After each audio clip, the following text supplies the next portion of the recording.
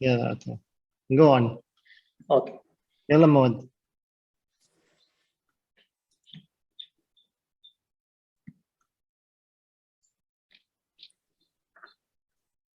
السلام عليكم ورحمة الله تعالى وبركاته.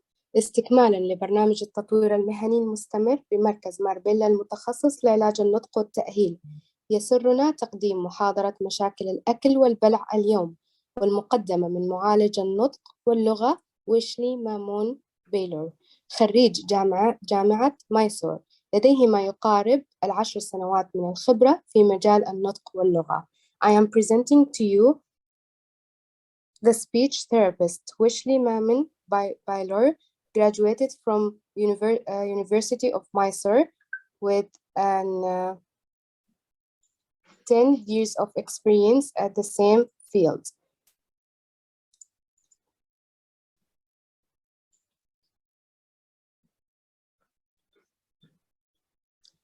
Okay. Thank you, Ms. Mavada, for your kind words. And good evening to all the participants who are present here.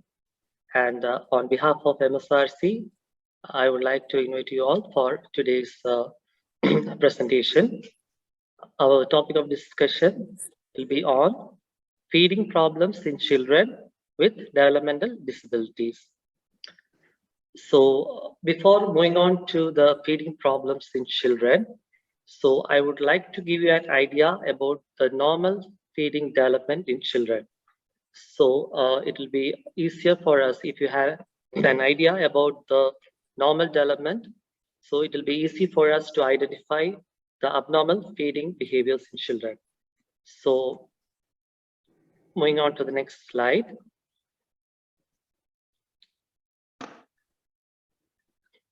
In feeding development, the first 2 years of life is considered as critical learning period for oral skills related to feeding. And by 3 years, a safe, efficient, and independent feeding is established in a child. And thereafter, a hierarchy in the feeding skills and the ability to handle food and utensils develop. Over to you, Mavada. تنمية التغذية أو التطور التغذية أول 2 من العمر هي الفترة الأهم لتعلم مهارات الشفوية المتعلقة بالتغذية. في عمر 3 سنوات تظهر تغذية آمنة وفعالة ومستقلة. يكون هناك تسلسل في مهارات التغذية والقدرة على التعامل مع الأطعمة والأواني.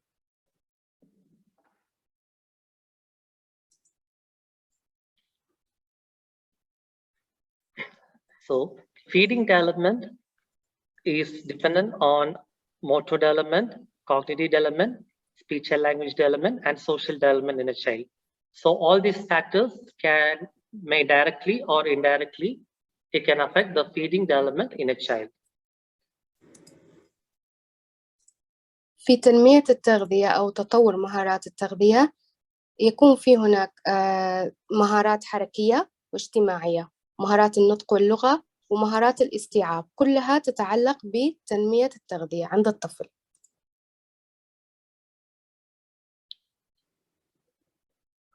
So in feeding development, we consider mainly 3 stages in feeding development: stage 1, stage 2, and stage 3. So stage 1, from birth to 3 months, is considered as stage 1. And during this stage, suckling and swallowing develops in a child, and also the baby will be fed with breastfeeding or bottle feeding with formula milk. So this is regarding stage 1. هناك 3 مراحل من مراحل تطور التغذية عند الطفل. المرحلة الأولى تعتبر هي المرحلة من الولادة حتى 3 أشهر، تتطور فيها عند الطفل مهارة المص والبلع، كما تتطور مهارة الرضاعة الطبيعية أو الرضاعة الصناعية. So in this diagram, it's known as the ITSE level. Like this shows like it has mainly 7 levels. So it shows what type of food can be given to babies from stage 1 to stage 3. So in level 0 at the top of at the bottom of this diagram, you can see level 0. So it indicates thin liquids, like and moving on, when we go up towards this pyramid, you can see the consistency of the food, like it is increasing, slightly thick, mildly thick, like that.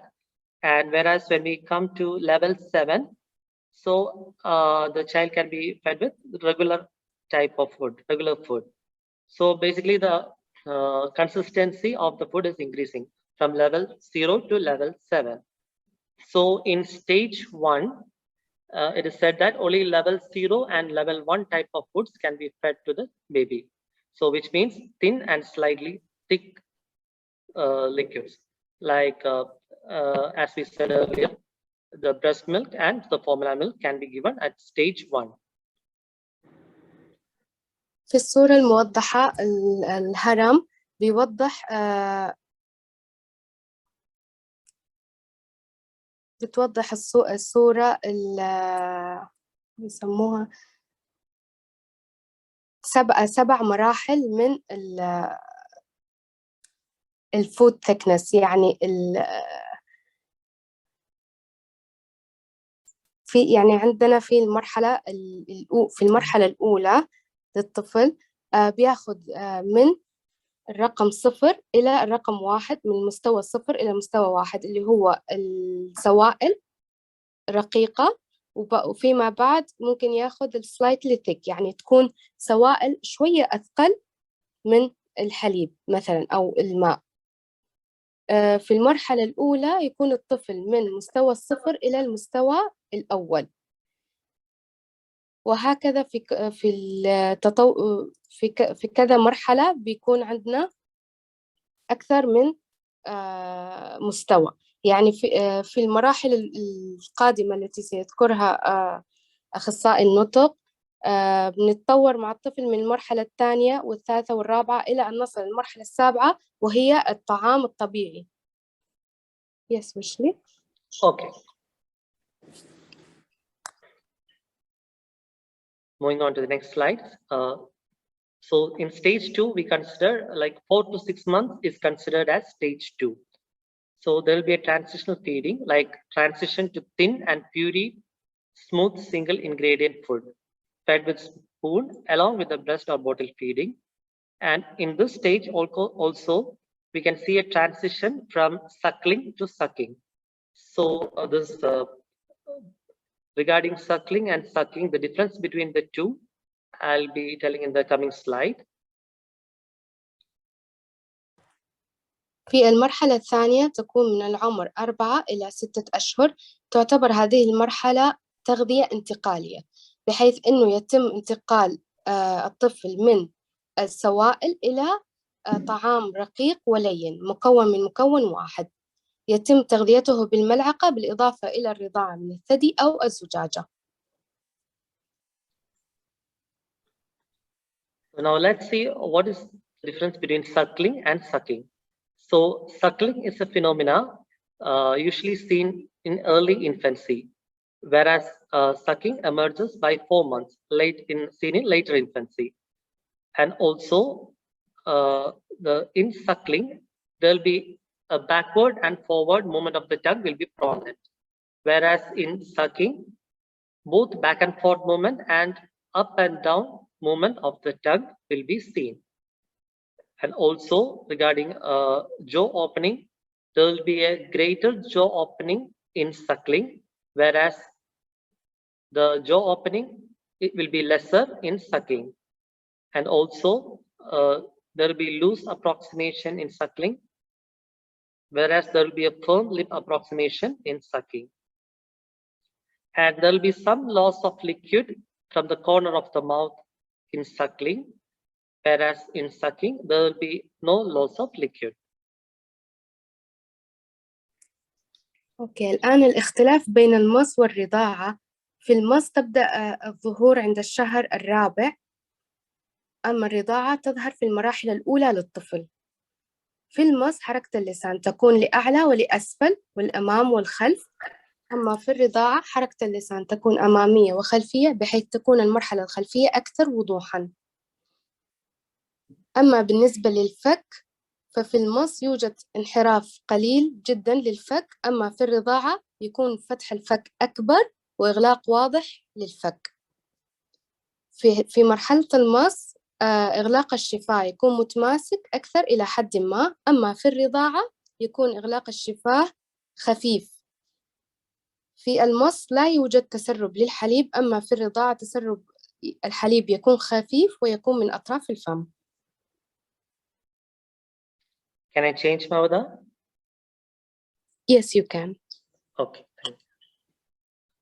So in stage 2, level 0 to level 4 type of foods can be given in this stage. So as we have seen in the earlier slide, like level 0 will be thin liquids, and level 4, when we come to level 4, it will be like extremely thick liquids. So the consistency of the food is increased in level 4.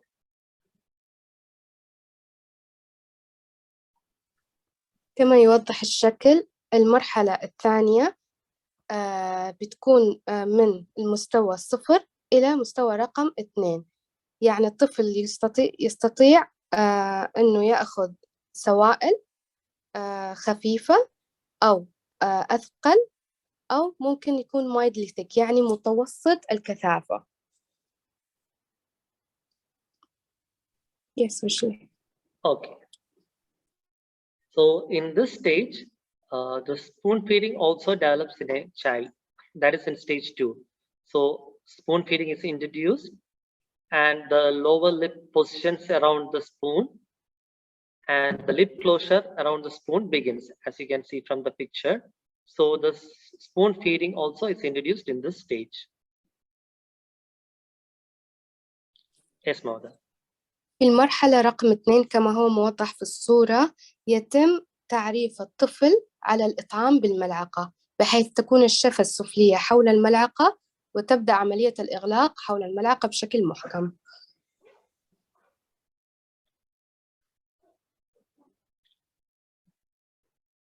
And moving on to cup drinking. Early cup drinking begins with tongue and jaw moving together, tongue in and out and jaw up and down. So in stage 2, the child can sip from a closed cup with the help from a caregiver. So you all will be knowing what is closed cup, and in the picture you can see. So there'll be only a little opening on the top portion of the cup, so that this will prevent, it will regulate the flow of liquid towards inside the child's mouth. So this cup drinking, mainly from closed cup, also develops in this stage. Yes, Mauda. في المرحلة الثانية أيضا الشرب بالكوب. يبدأ الشرب بالكوب المبكر بتحريك اللسان والفك معا، بحيث تكون حركة اللسان إلى الداخل والخارج والفك لأعلى وأسفل. يمكن أن يشرب الطفل من كوب مغلق بمساعدة مقدم الرعاية أو بمساعدة الوالد أو أي حد. الكوب المغلق كما هو موضح في الصورة، هذا هو الكوب المغلق. يفضل استخدامه لأنه يتحكم في كمية السائل الخارج من العلبة من الكوب. Yes, ويشلي. And moving on to stage 3. So 7 months to 1 year is considered as stage 3. So during this period, a strong active sucking pattern will be developed in the child. It is basically because there'll be a strong activity of intrinsic tongue muscles, and also up and down, raising, lowering movements of the tongue also develops. So the child will be acquiring more tongue control during this time. So there is a strong sucking pattern emerges during this stage. Yes, Mother. من الشهر السابع إلى عمر السنة تعتبر هذه المرحلة الثالثة، يكون فيها نمط مص نشط وقوي، وتكون عضلات اللسان قوية، ويتطور عند الطفل القدرة على تحريك اللسان لأعلى وأسفل وخفض اللسان. Yes, ويشلي. So So in stage 3, when we consider its sea level, food from level 0 to level 6. So in stage 3, we can introduce like green food, minced and moist food, also soft and bite-sized food. So all these types we can introduce in this stage. So yes, ma'am. في المرحلة الثالثة ممكن ندخل الطفل من المستوى 0 إلى المستوى السادس، يعني بنضيف بعض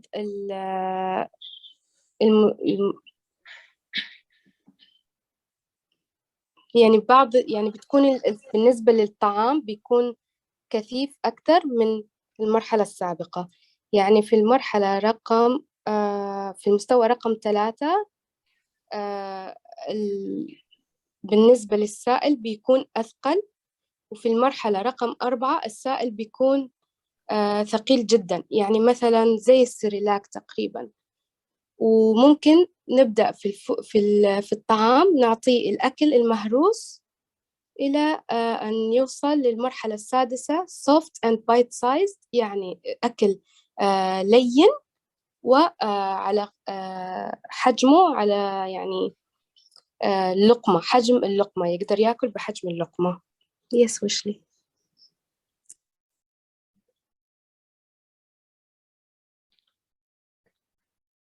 So regarding spoon feeding in this stage, the reduction in suckling phenomena, it facilitates the spoon feeding during this stage. And also we can see a more firm approximation of lips necessary for clearing the food from the spoon. So it's usually complete by 7 to 9 months.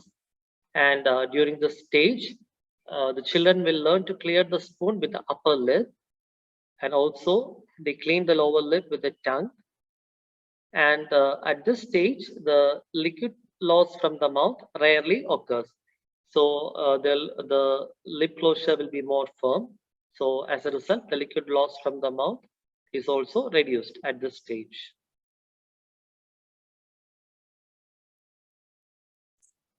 بالنسبة للتغذية بالملعقة في هذه المرحلة يتوجب التقليل من الرضاعة، وذلك لتسهيل عملية التغذية بالملعقة.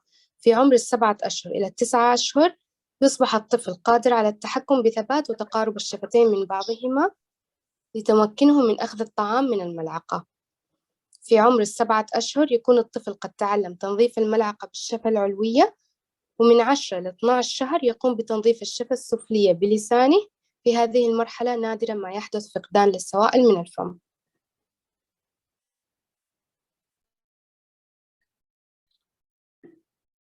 So in cup drinking, so the baby starts to drink from an open cup, and also in this stage, the tongue under the cup surrounded by lower lip, and also the lip closure over the cup is complete. So the no liquid loss will be there at this point of time, and also the child learns to pull back from the cup after 1 to 3 sucks. So to regulate the flow of liquid, so after 1 to 3 sucks, he will pull back the cup. And also choking and gagging is greatly reduced at this stage, that is around by 12 months. Yes, ma'am. في الشرب عن طريق الكوب يكون اللسان تحت الكوب محاط بالشفة السفلية، وهذا يضع اللسان تحت الكوب للتثبيت. لا يكون هناك تسريب للسوائل، وذلك لأن الإغلاق للشفتان حول الكوب أصبح محكم في عمر 10 إلى 12 شهر. يتوجب سحب الكوب من الطفل بعد 1 إلى 3 شفطات حتى يتم التحكم بكمية السائل الخارج من الكوب تجنبا للاختناق. من عمر 10 أشهر إلى 12 شهر في هذه المرحلة تنخفض حوادث القيء والاختناق بشكل كبير. Yes, ويشلي.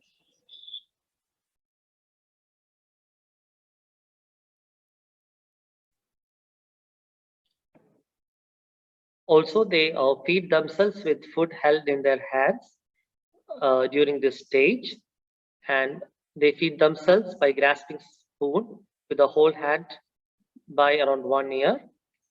And also they start drinking from an open cup during this stage. Yes, mother. في هذه المرحلة الطفل يكون قادر على إطعام نفسه بالطعام الممسوك بيده.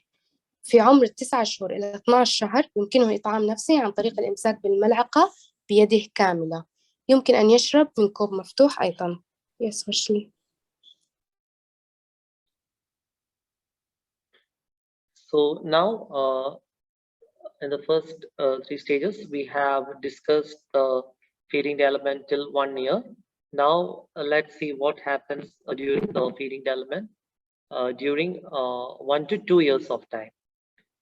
So when we consider the ITSE level, so from this chart you can see till 13 to 18 months, that is 1.5 years, level 0 to level 6. This type of food can be given to the child, and whereas by 2 years, level 0 to level 7. So level 7 is the top level in that ITSE level.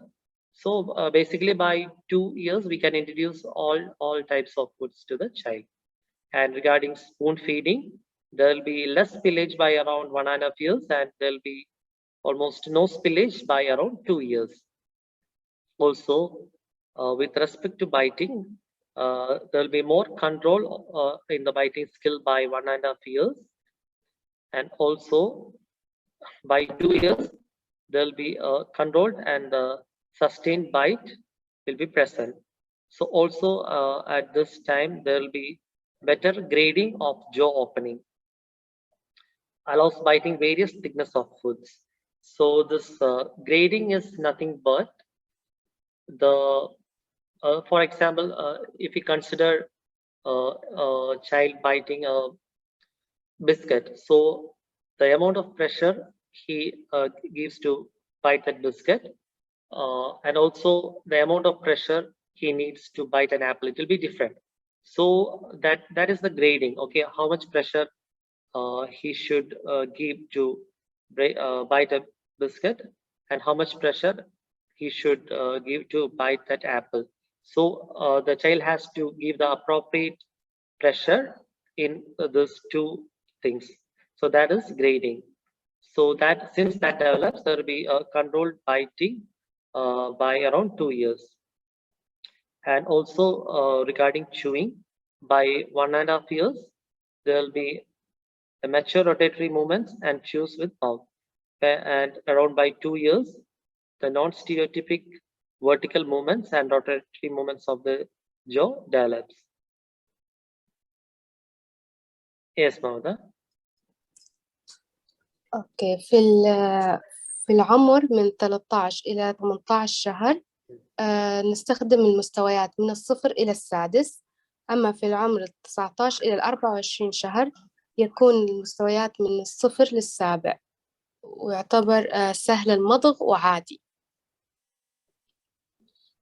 في مرحلة الإطعام بالملعقة تسريب السوائل يكون أقل بالنسبة للعمر 13 إلى 18 شهر، ويقوم اللسان بتنظيف الجزء الخارجي من الفم. أما في عمر 19 إلى 24 شهر لا يوجد تسريب للسوائل، واللسان يصبح منظف أساسي للفم من الداخل والخارج، ويصبح هناك تحكم أفضل في عضلة اللسان. أما بالنسبة للقضم أو تقطيع الطعام يكون هناك ضغط مناسب لقضم الطعام. في عمر 13 إلى 18 شهر التحكم يكون أكثر. أما في عمر 19 إلى 24 شهر يكون قضم الطعام متحكم فيه أكثر، ودرجة فتح الفك أفضل. يستطيع قضم مستويات مختلفة من كثافة الطعام، مثلا يستطيع قضم التفاحة بضغط مناسب. أما بالنسبة للمضغ في العمر 13 إلى 18 شهر يستطيع تقليب الطعام في الفم ومضغه. في عمر 19 إلى 24 شهر لا يوجد حركة عمودية غير نمطية وحركة دائرية للفك، يعني التحكم بيكون أكثر. Yes, ويشلي.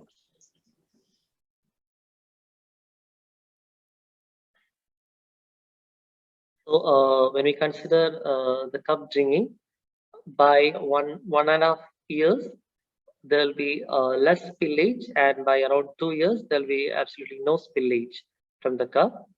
And also, the self-feeding will be more prevalent by 1.5 years, and the child predominates and getting neater by 2 years of age. And regarding swallowing, there will be increased tongue control, and the child can achieve full tongue tip elevation separate from the jaw movement.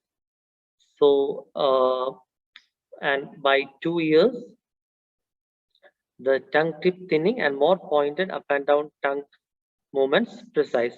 So the swallowing function in the child also, it will be like matured by around 2 years of age. Yes, ma'am. بالنسبة للشرب عن طريق الكوب في عمر 13 إلى 18 شهر يكون انسكاب السوائل أقل. أما في عمر 19 إلى 24 شهر لا يوجد انسكاب للسوائل. في عمر 13 إلى 18 يقوم بعض حواف الكوب وتسلسل طويل من أحداث مص وبلع رشف في نفس الوقت.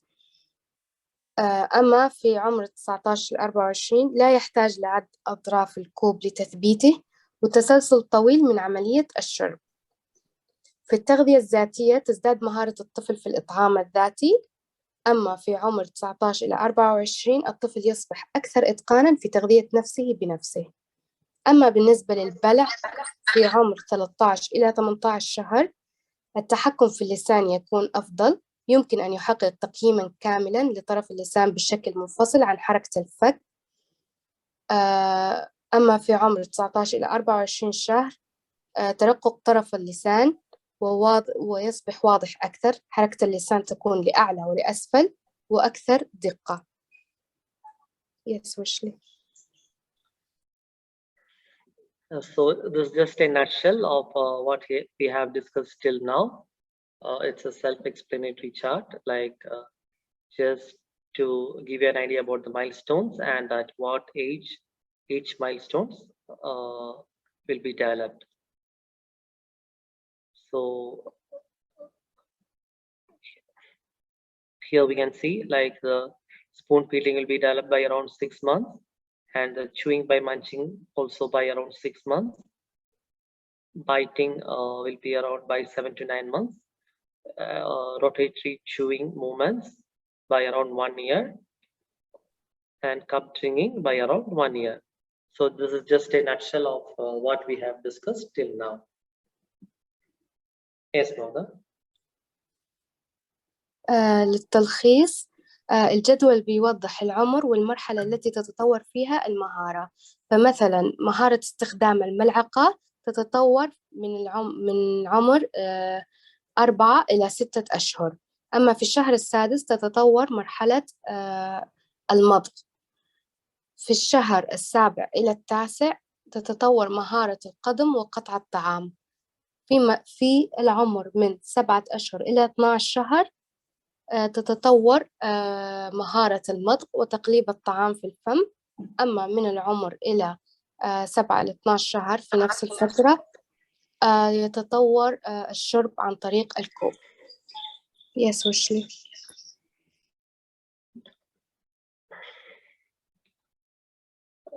So this is also basically, all the things we have discussed already. So I'll just move on to the next slide. Okay, so now, as we all know, feeding depends on a number of factors, like it requires intact oromotor structures, and also the tone of the oromotor structures, and it depends on if there is any associated medical conditions, like we say, if there is a cleft lip or palate in a child, so as a result, this nasal regurgitation occurs. So we have to see whether there is any associated medical conditions in the child. Also the stability of the oromotor structures, and Also the dissociation and grading. Grading I have already discussed in the one of the previous slide. That's nothing but like how much force I should exert to bite, different textures. So that is grading. And regarding dissociation, it's an ability of one part to move independently. So for example, if we consider our head and body dissociation. Okay, so if I have to look to my left side, I can just turn my head and see left side. So I don't have to turn my body completely towards the left side. So that is head. So I have a head and body dissociation. I can move my head independently. So like that, we have, when we consider feeding and speech, we have lip jaw dissociation. So I can move my lips independently, like see, without, actually moving my jaw. And I can move my tongue independently like this. So that is a dissociation, the ability of an organ to move independently with respect to another one. And also feeding depends on sensory awareness. So some children, they'll be especially children with the developmental disability, we can see an inadequate sensory awareness in those children. Some will be hypersensitive, some will be hyposensitive. So I'll be discussing the sensory processing in detail in the coming slides. So I'll be explaining about sensory processing there. Yes, Mauda. أوكي. تعتمد عملية التغذية على عدة عوامل. الأولى هي البنية، وثاني شيء القوة العضلية، الحالات الطبية المصاحبة، والثبات، التفكك وعدم التوافق، والدرجات، المعالجة الحسية. في الحالات الطبية المصاحبة إذا كانت هناك أي أمراض مصاحبة.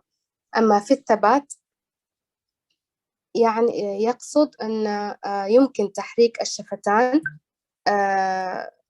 لوحدها وتحريك الفك أيضا لوحده، يعني يمكن يعني الحركة تكون ثابتة. التفكك وعدم توافق الدرجات يقصد بها زي ما شرح سابقا أن كمية الضغط اللي يحتاجها الطفل لقضم الشيء، مثلا لقضم تفاحة كمية الضغط تختلف تماما عن قضم الموزة مثلا.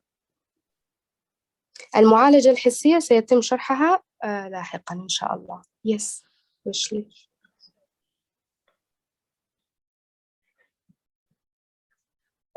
So going on to the next one. So feeding requires appropriate awareness of oral structures. So as I told, mainly children with developmental disability, there will be inadequate oral sensory awareness. If you see kids, children with autism, children with Down syndrome, so their oral sensory awareness will be inappropriate. So and again, feeding needs the placement of same oral structures for specific functions, and also dissociation and grading of oral muscles to create more controlled and symmetric oral movements.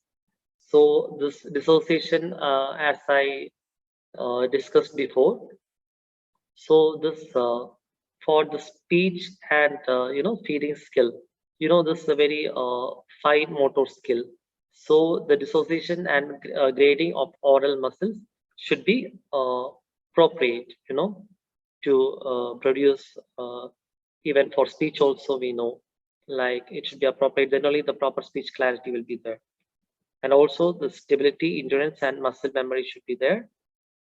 And timed, coordinated, and sequenced movements that become automatic. So these are the prerequisites for the feeding skills. Yes, Mauda. Yes.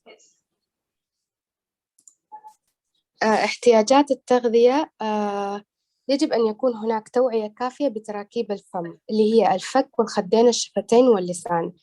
هناك بعض الأطفال الذين يعانون من الداون سيندروم أو الأوتستيك كيدز لا يكون عندهم توعية كافية بهذه التراكيب. وضع نفس التركيبات الشفوية لوظائف محددة، يعني مثلا اللسان، وضع اللسان مثلا له أكثر من وظيفة، مثلا لتقليب الطعام أو لإنتاج الكلام. القدرة على تحريك عضلات الفم لخلق حركات فموية أكثر تحكماً، مما أيضاً يساعد على إنتاج الكلام. يجب أن تكون هذه الحركات ملائمة حتى يكون هناك إنتاج للكلام أو تغذية صحيحة وسليمة.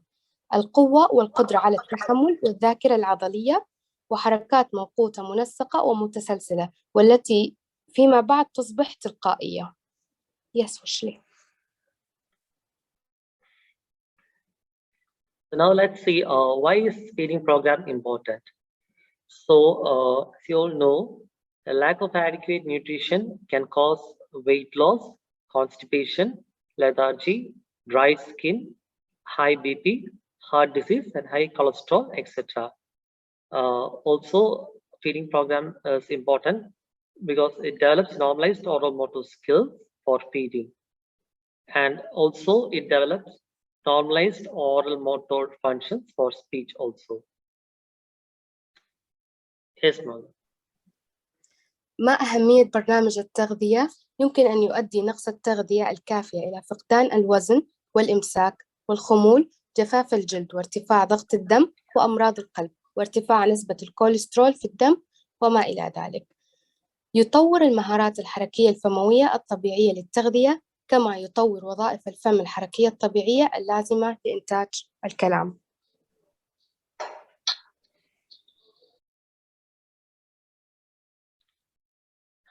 So literature says feeding disorders occurs in 25 to 35% of developmentally normal children, whereas in children with developmental disabilities or other chronic medical conditions, it can be seen in 40 to 70% of children.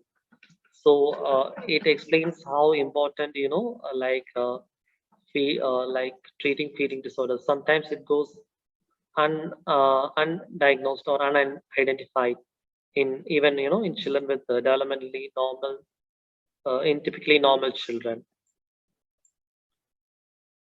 Yes, Mauda. بعض الدراسات تقول أنه يحدث اضطراب التغذية في الأطفال الذين لديهم نمو طبيعي بنسبة 25 إلى 35%، وبنسبة 40 إلى 70% من الأطفال الذين يعانون من إعاقات نمائية أو أمراض مزمنة، وهذا حسب رودولف ولينك. Yes, ويشلي. So now let's see how the feeding disorders develop. So it can be a result of impaired body and brain functioning, or cognition, emotion, and sensory processing. So if you can see, in case of Down syndrome or like children with autism, there will be always an associated feeding disorder. So it can be a result of impaired brain functioning. Also, sometimes, it will be a learned behavior. So it will be a behavior-based feeding disorder. And also, sometimes, it will be a result of impaired motor skills.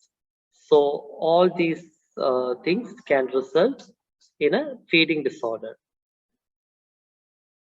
Yes, Mauda.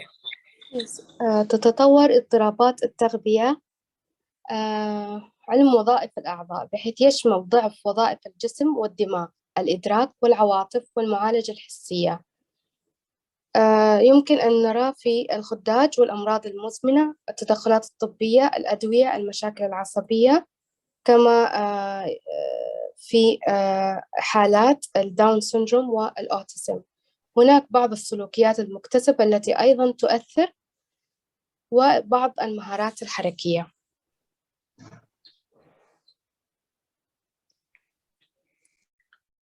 So what will be the symptoms? So in a child, especially if it is typically normal child, so what are the symptoms or what are the red alerts we have to look for? So there will be food refusal or selective or restrictive eating, like there will be picky eaters. So based on taste, texture, temperature, smell, or sight.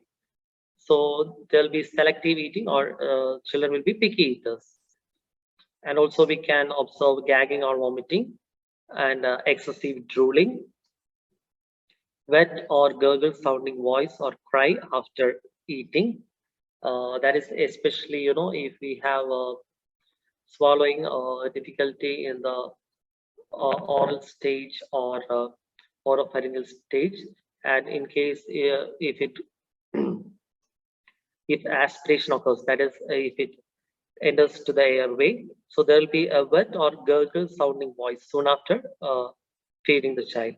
So, and also there will be a poor weight gain. So I think in the next slide also we have the symptoms.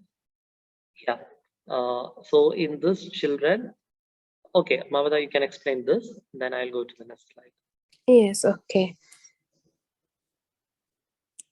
كيف نلاحظ عن طريق رفض الطفل للطعام أو أن يكون أكله انتقائي، يعني أنه يختار بعض الأطعمة أو طعام مقيد، يعني أنه يختار أطعمة معينة ويتقيد فيها دائما بناء على المذاق أو الملمس أو درجة الحرارة أو الرائحة، أو عن طريق النظر للطعام. أيضا عن طريق التقيؤ أو القيء. يعني التقيؤ أو القيء، الفرق أن القيء هو أنه يعني الطفل يستفرغ، التقيؤ هو يعني بداية، يعني زي كأنه يعني زي gag reflex، يعني إنه يعمل بداية للتقيؤ لكن لا يتقيأ. سيلان لعاب مفرط وصوت رطب في الحلق أو قرقرة، يعني مثلا الطفل يعمل كذا، أو بكاء بعد تناول الطعام.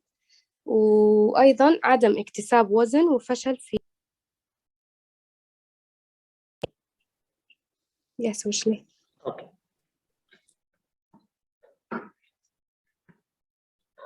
Also, in children with feeding problem, introduction of new foods will be challenging.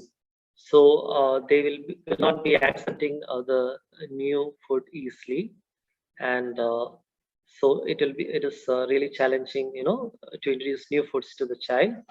And also there will be stress and anxiety during the meal times. So like we all know how difficult it is to feed, even for a normal child, how difficult it is to feed him, especially 1 to 2 years. So on top of that, if he has an underlying feeding problems, so the stress and anxiety during the meal time will be high, and also the child will be psychologically and physically discomfort, and they'll be spontaneously eliminating the previously eaten food from their diet. So many of times we can listen from the parents that okay, before my child was eating this, but from now from some time he's not accepting this food. So they'll be eliminating some of the foods which they were taking previously, and sometimes they'll be even they'll be refusing to touch even the food or the utensils.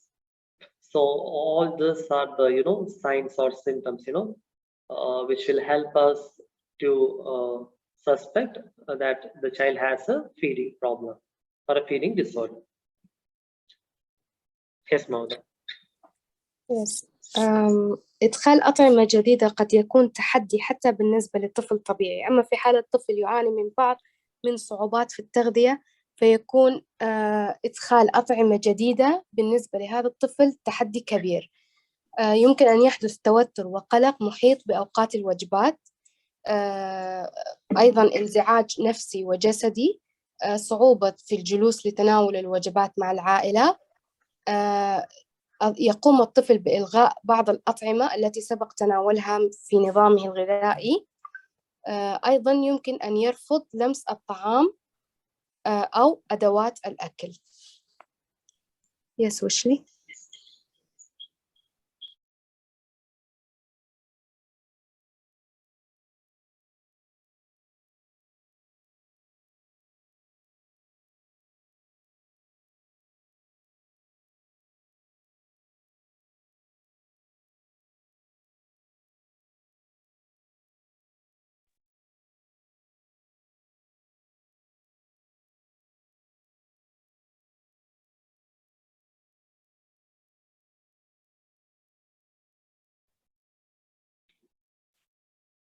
Am I audible now, Mamada? Yes, now. Okay, fine. Yes. So, what do we need to assess during the assessment of feeding disorder? So, we have to see whether is there any sensory issues, like whether there is hypersensitivity or hyposensitivity to some specific texture of food, or also we need to see is there any developmental issues. So, the motor, all the motor milestones and all are intact. So also we have to look for the safety issues and the emotional issues. So actually we need to rule out what is the exact cause or the underlying pathology behind this feeding problem. So we have to assess all these things during the assessment. كيف نقوم بتقييم مشاكل التغذية إذا لاحظنا وجود مشاكل حسية؟ المشاكل الحسية يعني يا إما إحساس زائد بالطعام في الفم أو الإحساس يكون قليل.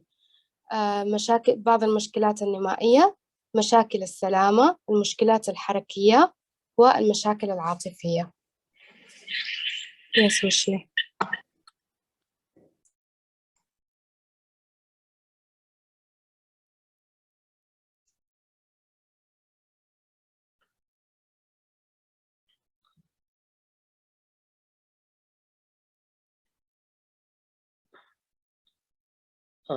Excuse me, Mr. Walid, I'm not able to change my slide to the next one. Can you please help me?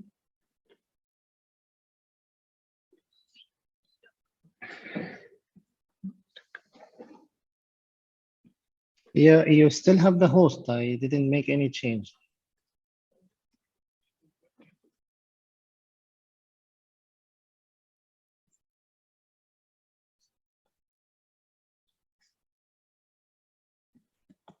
Try again. Yes, Yeah. yes. Now it's done. Yeah.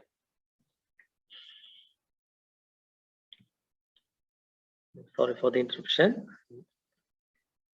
Okay.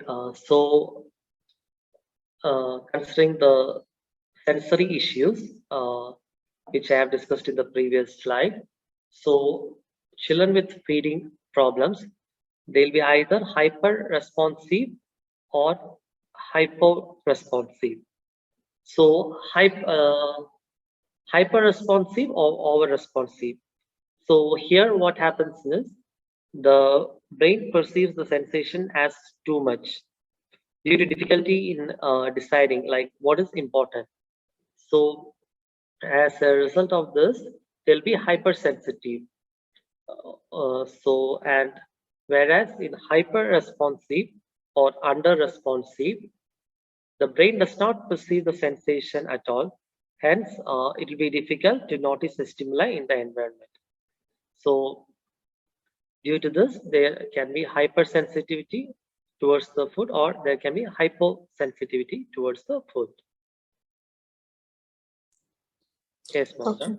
بالنسبة للأطفال الذين يعانون في مشاكل التغذية، لديهم صعوبة في المعالجة الحسية أو يكون لديهم حساسية مفرطة.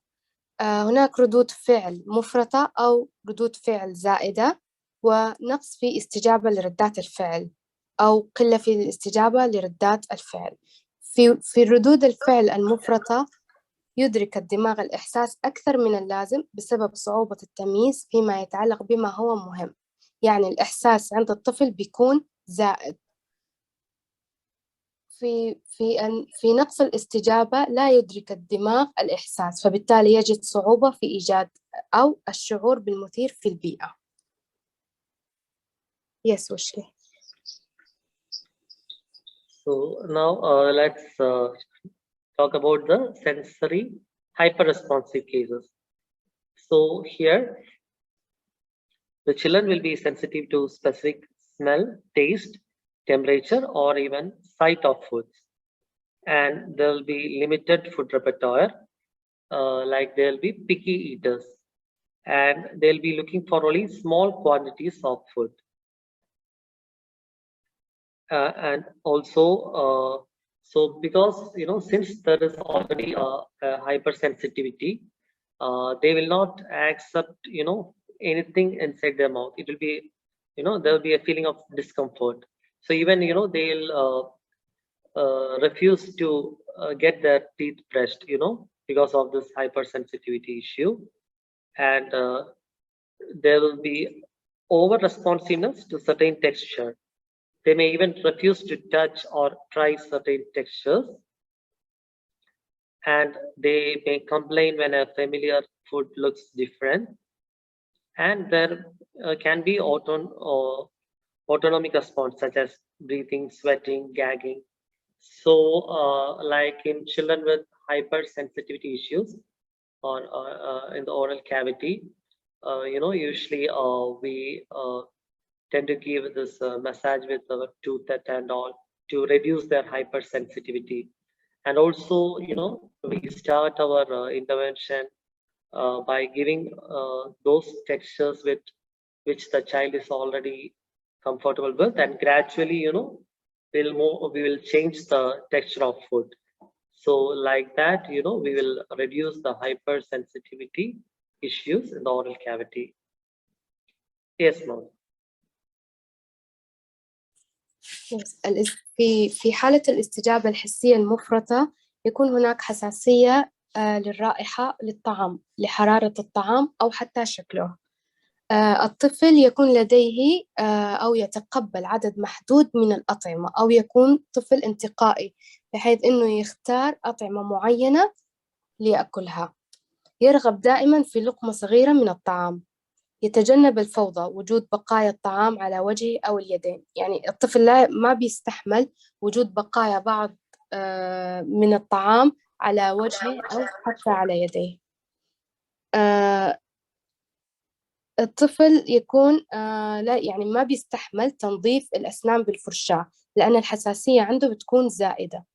يشعر بحساسية زائدة أيضا تجاه الملمس، يرفض لمس أو تجربة ملمس معين. يتذمر أو لا يتقبل الطعام في حال أن شكله قد اختلف.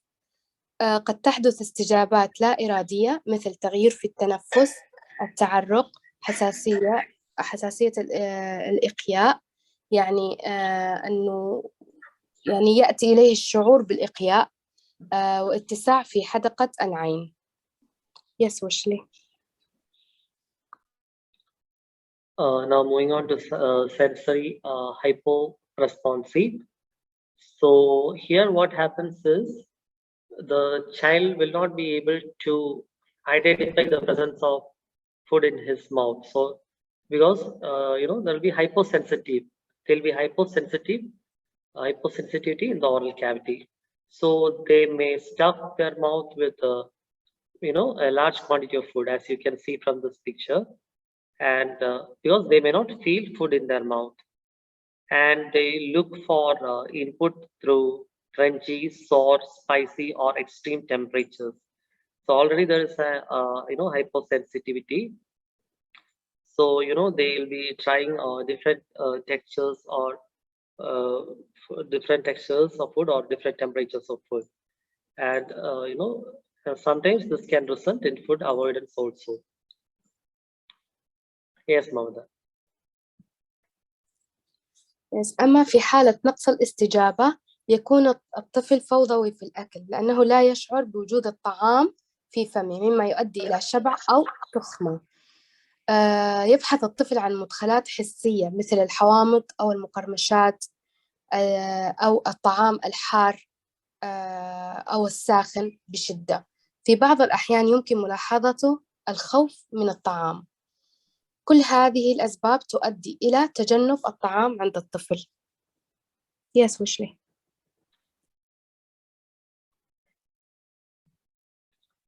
So from this diagram, we can see this all the skills like oral motor skills, feeding skills, everything is interrelated.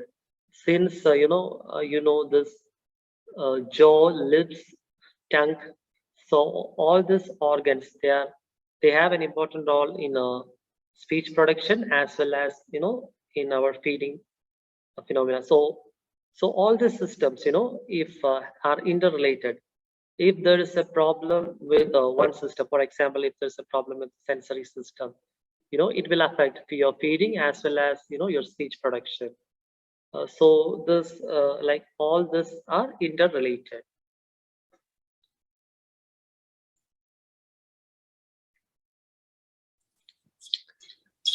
كل المهارات تؤثر في تطور مهارات التغذية وإنتاج الكلام.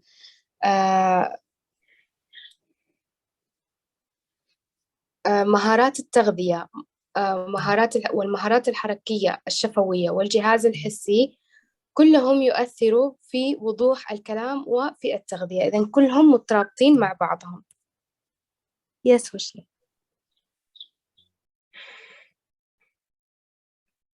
So this I have already discussed in the previous slide about dissociation. So let me skip this one. Okay. So when looking at the oral motor skills, so how should we consider the structures? So first, always we have to look, start with the jaw. So whether the jaw is stable or is there any, asymmetry in the jaw, which affects your feeding or even speech production. And also next we have to see regarding the lips, whether is there any asymmetry in the lips, and whether we have to check whether there's a proper lip closure or lip protrusion, retraction. So everything, all the lip movements, are they normal? And also we have to assess the tongue, whether there is the lateral movement or up and down movement of the tongue. So we have to see starting from the jaw to the tongue, we have to see everything as normal. Yes, mother. عند النظر في المهارات الحركية الشفوية، كيف يجب أن نرى التركيب الفموي؟ أول شيء يجب أن ننظر إليه هو الفك. يجب أن نرى إن كان الفك ثابتاً أو لا. أما الشفتان يجب أن نلاحظ إذا كان يوجد هناك اختلاف بينهما أو القدرة على الإغلاق الكامل للشفتان، يعني هل الشفتان عندها القدرة على الإغلاق الكامل أو لا، أو إن كان هناك بعض الضعف في الشفتان. آخر شيء ننظر إليه هو اللسان. نتأكد من حركة اللسان أن تكون طبيعية وشكل اللسان. Yes, ويشلي.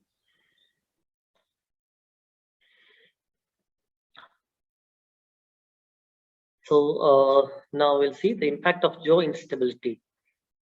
Okay, if there is a jaw slide, it means there'll be the jaw will be drooping either towards the left or right. So it can affect your feeding skills. And also if there is a jaw jut, it means it's nothing but the protrusion of your lower jaw. So it can also affect, if the lower jaw is protruded, it can affect your chewing and all. So hence it affects your feeding skill. Sometimes if there is poor jaw strength, we can see the children will be moving their head towards the spoon or the tool. Okay.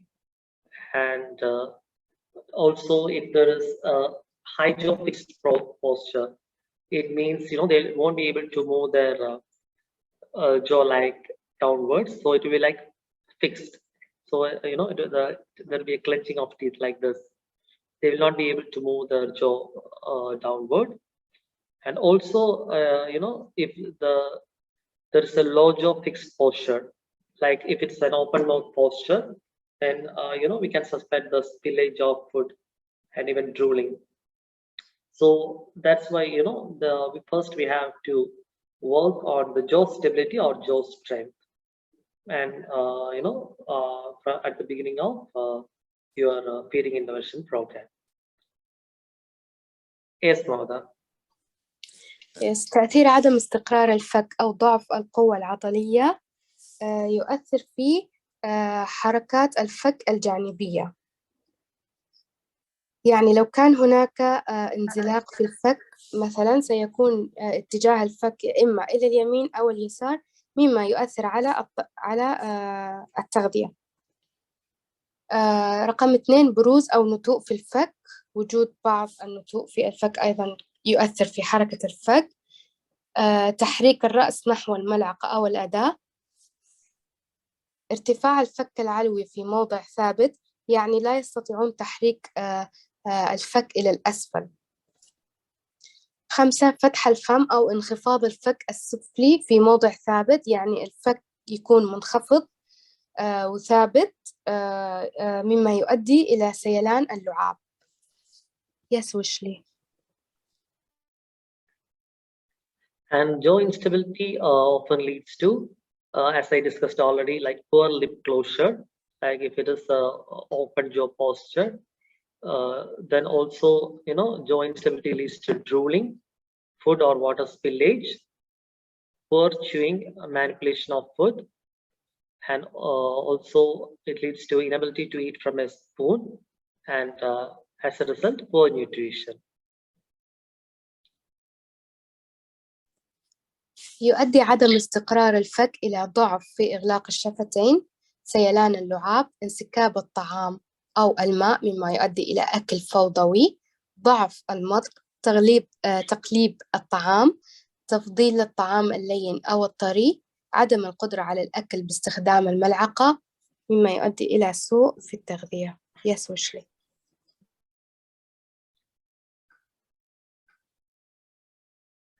So always, we should see like what is the underlying cause for this feeding problem. Whether is it a sensory-based feeding disorder, or is it a behavioral-based feeding disorder, or is it anxiety-based? As I discussed, like whether it's because of hypersensitive or hyposensitive oral structures, or is it because of the anxiety, or is it a behavioral-based feeding disorder? So I'll be discussing about this anxiety-based feeding disorder and the behavioral-based feeding disorder in the coming slides. Yes, Mammen. يجب أن ينتبه معالجو التغذية إلى أسباب سوء التغذية، إن كانت سببها حسي، يعني أن يشعر الطفل hypersensitive أو hypersensitive، يعني الإحساس يكون زائد أو قليل، أو المشكلة تكون سلوكية سببها السلوكيات، أو القلق، سيتم شرحهم في السلايدات القادمة. Yes, ويشلي.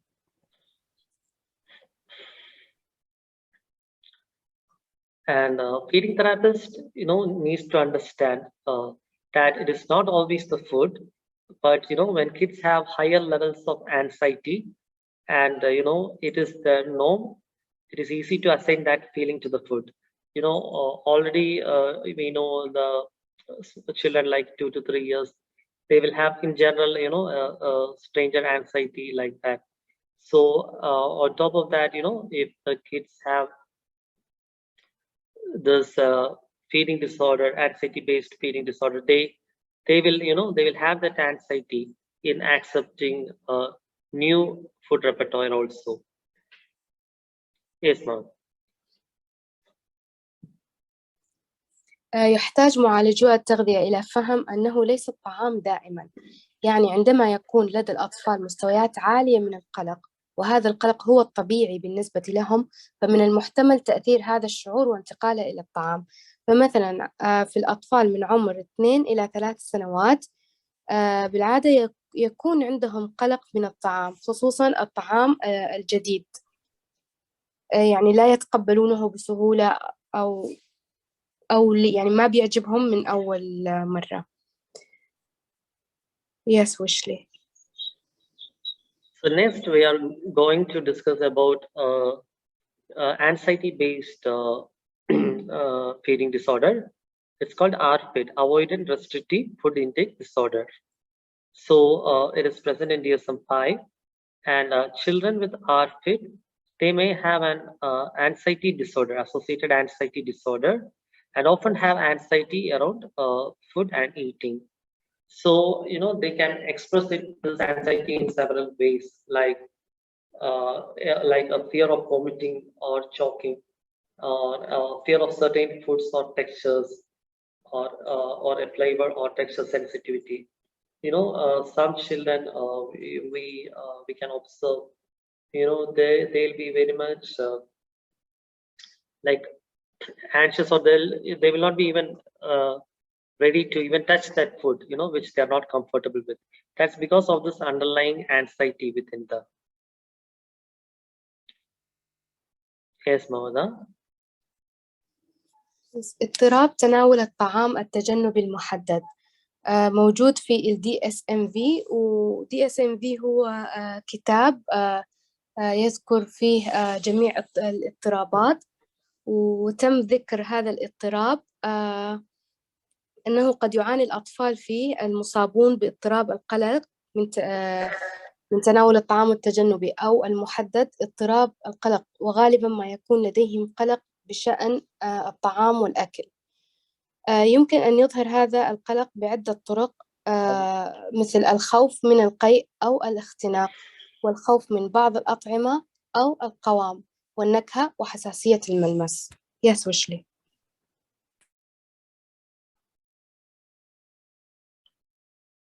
So now let's see what are the symptoms of this disorder.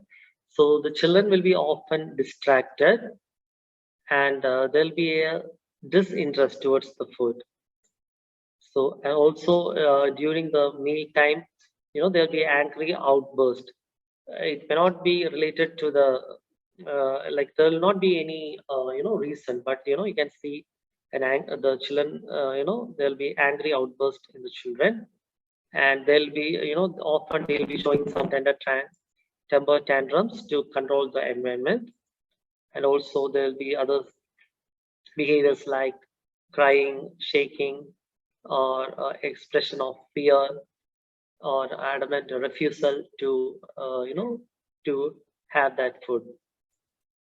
So all these things, you know, these are the symptoms of we can observe in children with RFID. كيف يبدو اضطراب اضطراب تناول الطعام التجنبي المحدد؟ يكون الطفل مشتت أو يتجنب الأكل ولا يظهر اهتماما مناسبا له. قد تحدث له نوبات غضب ليس بالضرورة ترتبط بالأكل. السلوكيات الصارمة للسيطرة على البيئة، يعني يحاول إنه يسيطر. العلامات الواضحة مثل البكاء أو الارتجاف، والتعبير عن الخوف والرفض الشديد للمشاركة وما إلى ذلك. Yes, ويشلي.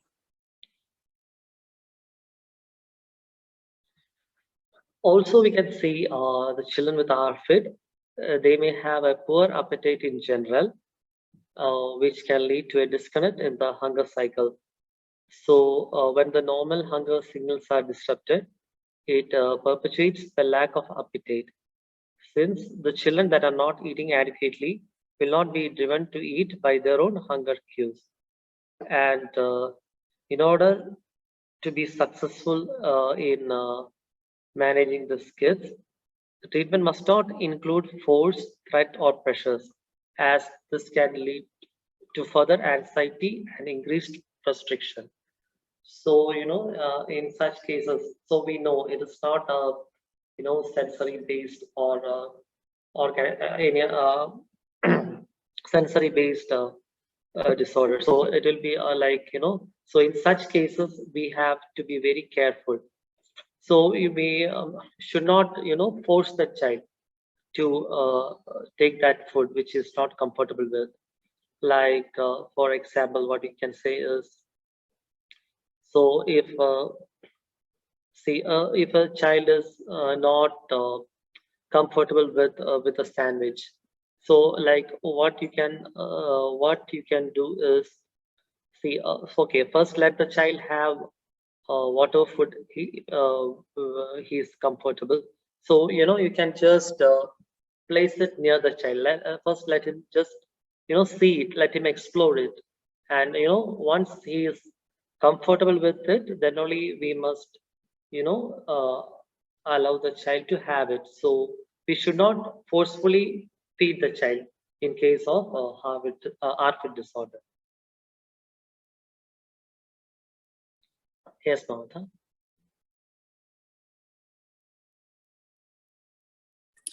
Yes.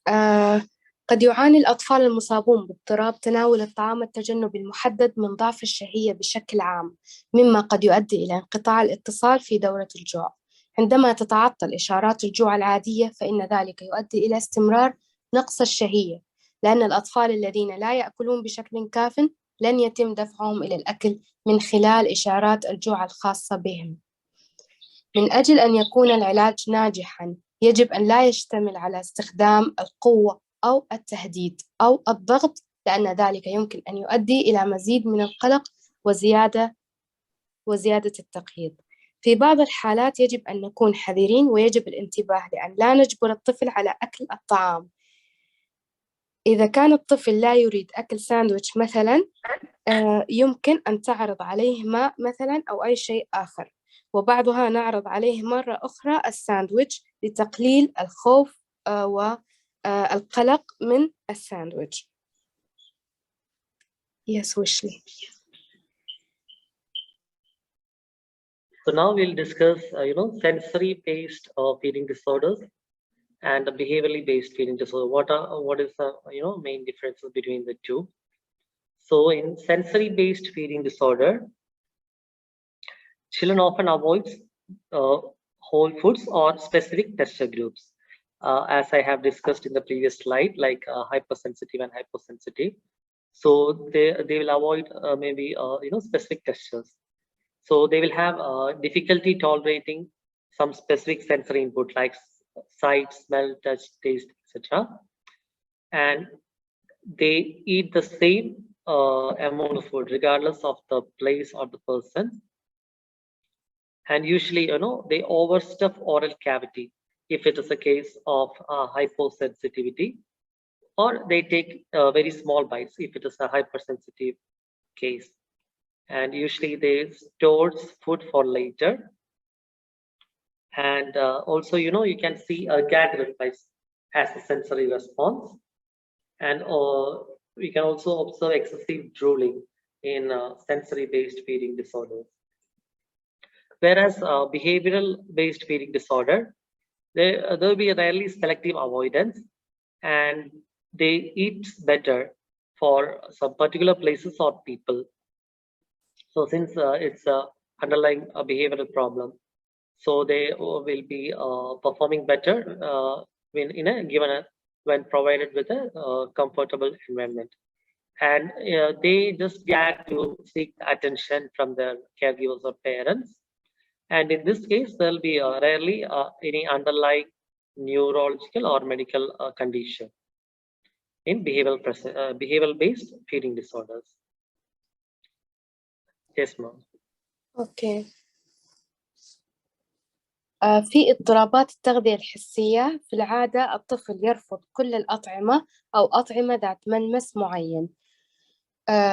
يكون عنده صعوبة في تحمل المدخلات الحسية مثل النظر، الشم، التذوق أو اللمس. يأكل بغض النظر عن المكان أو الشخص. يحشو تجويف الفم أو يأخذ قضمات صغيرة. يخزن الطعام إلى وقت لاحق. يتجشأ كرد فعل تحسسي وسيلان لعاب مفرط.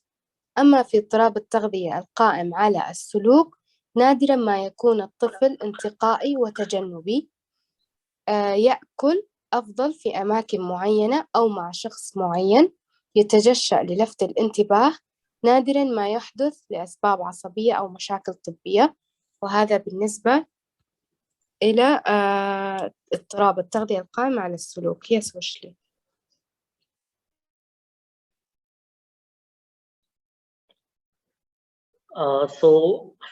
What all we should consider during the assessment and treatment of feeding disorders. So always we should see, the medical stability. Like for example, we should see the child has already said,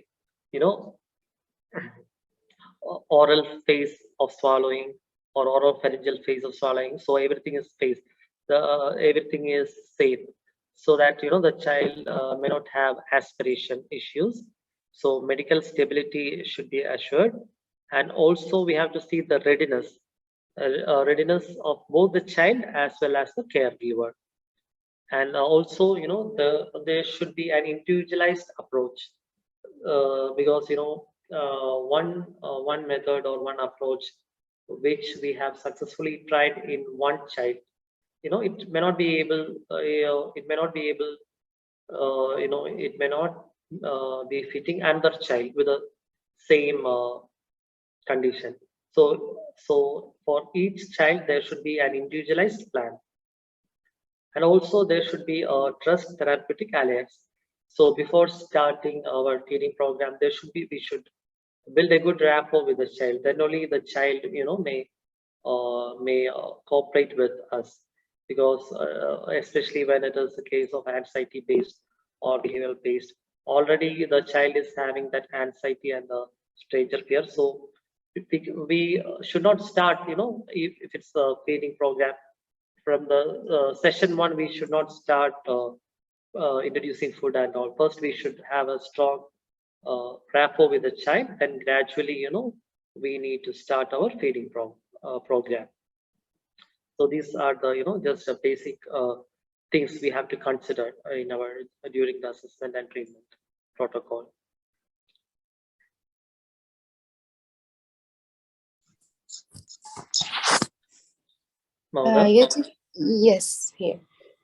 يجب الانتباه إلى 4 عوامل آسفة. أولها الاستقرار الصحي، أي أن البلع عند الطفل يكون سليم، أو أن لا يتعرض مثلا إلى حالات من الاختناق، أو يعني إنه يشرق الطفل. نتأكد تماما من سلامة البلع عند الطفل. نهج فردي، أي أن يكون لكل طفل خطة علاجية خاصة به وحده، يعني كل طفل له خطة مختلفة عن الآخر. الثقة في التدخل العلاجي، أي أن يكون هناك ثقة تامة بالتدخل العلاجي للتغذية. الاستعداد للطفل والأهل، مثلا إن كان هناك طفل يعاني من القلق تجاه التغذية أو الطعام بصورة عامة، أول شيء يجب علينا بناء علاقة جيدة مع الطفل قبل أن نبدأ في برنامج التغذية.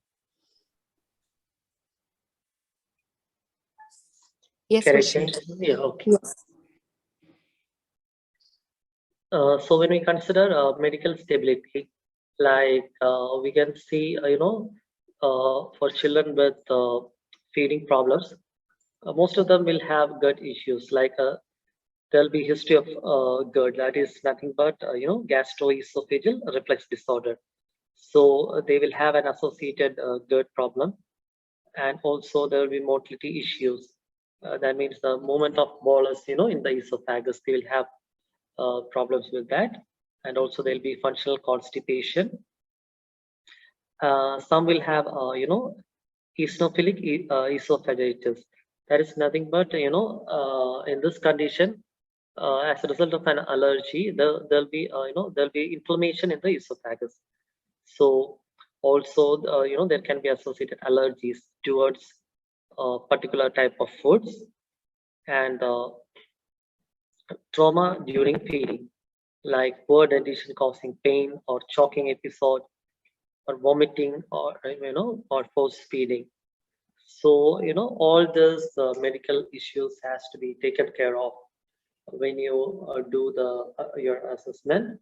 And also, if any of these conditions are present in the child, then you have to give a proper you have to refer them to a proper specialist to address that particular condition. Yes, Mauda. Yes. بالنسبة للاستقرار الصحي للأطفال الذين يعانون من مشاكل في التغذية، غالباً قد يعانون أيضاً من مشاكل في الأمعاء أو تاريخ ارتجاع أو تشخيص الحالي بمرض الارتجاع المعدي المريئي، ومشاكل في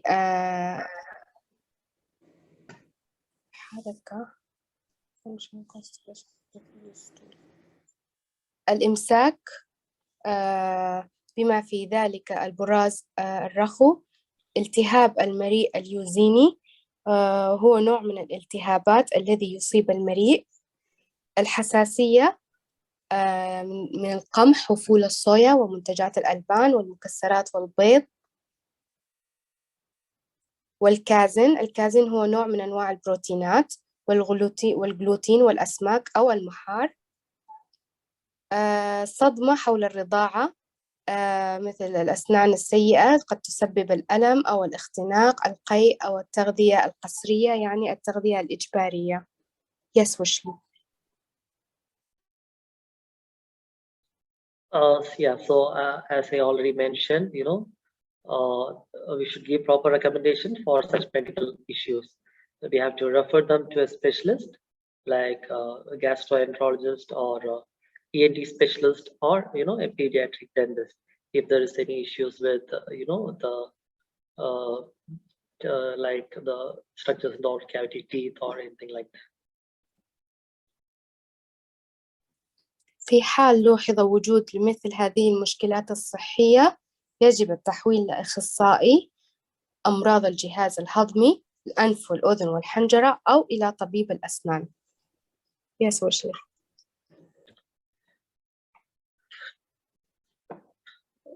So regarding the readiness, like in the previous slide, so I have talked about child's readiness and the parent's readiness. So like I told, the child should be mentally prepared to accept the new food, like the social emotional regulation should be there, so that he should be able to be around the food. And we have to see that all the oromotor skills are intact in the child to support feeding, like chewing, the swallowing, or sucking. So all those skills are intact. And also, we should make sure that the child has at least one preferred food, so that we can start our feeding intervention program with the food he likes. And we should develop the interest, and the child, we should encourage him to explore the new food. Even in some of the feeding programs, we just allow the child to play with the food. If it is a bread piece, to cut it into small pieces, like triangle, circle, like that. He should explore, and thereby reducing his anxiety towards that new food. So that's regarding the child readiness. So basically it's nothing but we are mentally preparing the child. And also for parent readiness, so we have to give them realistic expectations. Sometimes most of the parents they will be expecting their child to improve within maybe 1 or 2 weeks. So we have to always counsel them, and we have to set realistic goals, and we have to give them realistic expectations. And also we can provide resources, proper resources that guide them regarding the maybe handout or something, so, or a handout for home training, so that they can even carry out these activities at home also. And also, we have to counsel them, and we have to make their stress levels reduced. Usually our children with it's not about feeding disorder, or even same with other developmental disorders. The parents they'll be in a state of high stress level, so we have to give them proper counseling and bring their reduce their stress levels. Yes, Martha. بالنسبة للاستعداد كما شرحنا سابقا أن الاستعداد يجب أن يكون للطفل نفسه وللأهل أيضا. استعداد الطفل يكون عن طريق التنظيم العاطفي الاجتماعي، أي أن يكون قادر على التواجد حول الطعام. نتأكد تماما من أن المهارات الحركية الفموية لديه سليمة وجيدة لدعم التغذية. أن يكون للطفل على الأقل طعام مفضل واحد، أن يبدأ الاهتمام بالطعام، أن يبدأ الاستكشاف سواء كان باللمس أو بالتذوق أو شم الطعام. استعداد الوالدين يكون عن طريق التوقعات، يعني يجب أن نعطي الوالدين توقعات واقعية. مثلا أن الأهل يتوقعون أن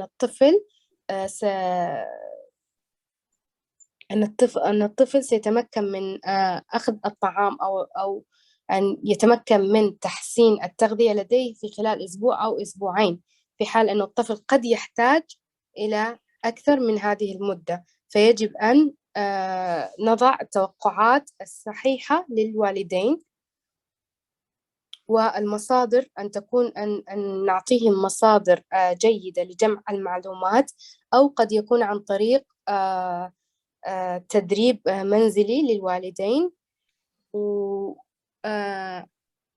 الوالدين أيضا قد يعانون من مستوى معين في التوتر، لذلك يجب أن نعطيهم استشارات أو نصائح لخفض مستوى التوتر لدى الوالدين. Yes, ويشلي.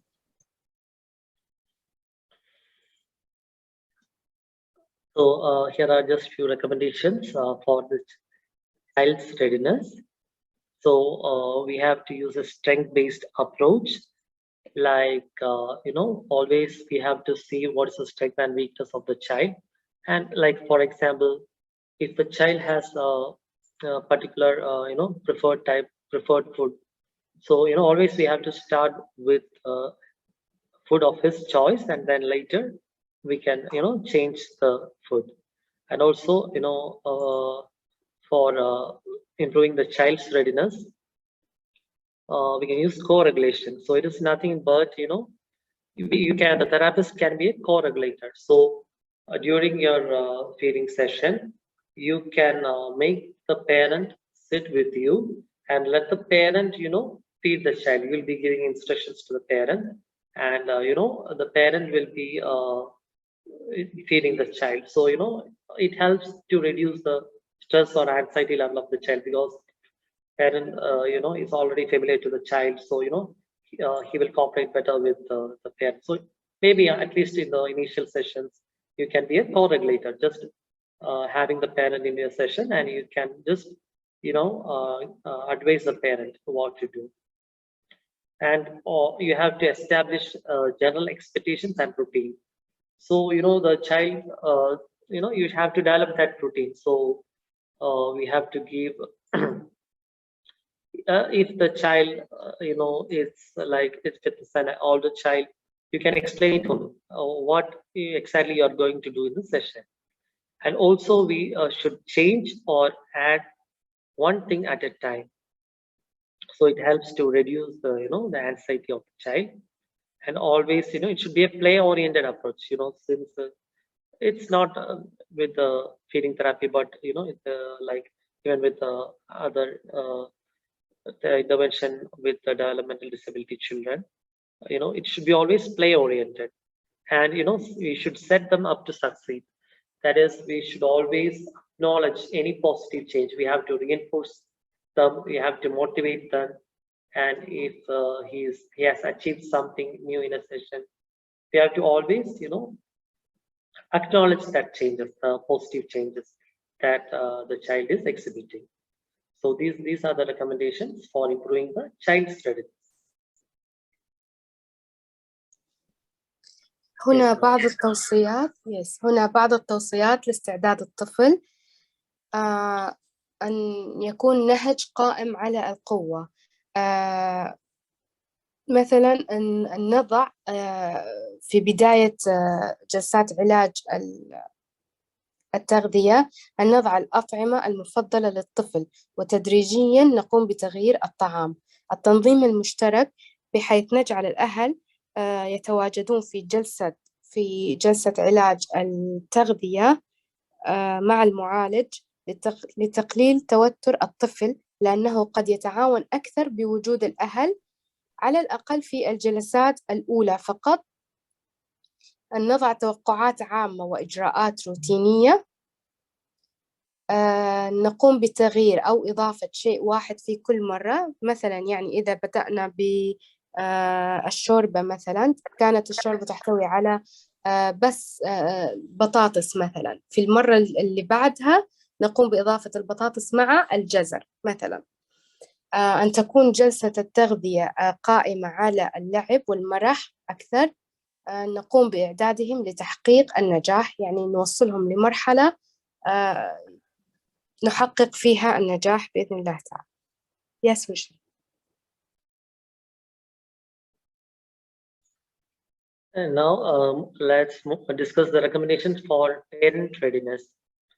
So always we have to provide them realistic expectations. As I told you, we have to counsel them, and we have to explain that it's not a it's not a sprint event, that you can see your target goals within a couple of sessions. It's always a marathon process, your field intervention. So it takes time. So you have to you have to explain the parents regarding your short-term goals and long-term goals.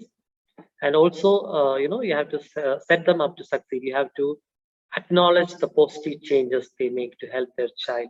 You have to motivate them, and you can link them to other resources like referrals. You can make a proper referrals, or you can give the contact of another family who have a child with the same condition, and how he has improved with the feeding intervention. So the parent can talk to that parent.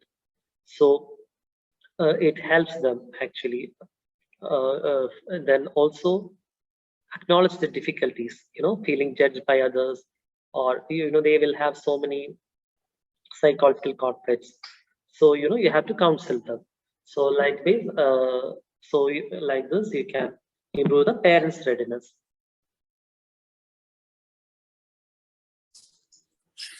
أما بالنسبة للتوصيات لاستعداد الوالدين، يجب أن نعطيهم كما ذكرنا سابقا توقعات واقعية.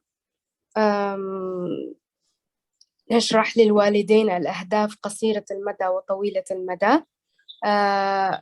نخبرهم بالتغييرات الإيجابية التي يقومون بها لمساعدة طفلهم. نقوم بإخبارهم عن حالات سابقة أو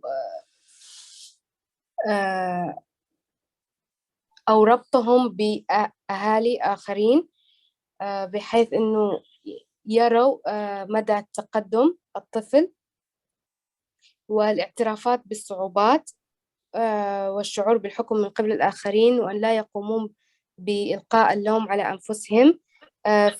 في هذه الحالة يجب على المعالج أن يقوم بإعطائهم النصائح والإرشادات بحيث يخففون من الحكم على أنفسهم أو إلقاء اللوم على أنفسهم. Yes, ويشلي.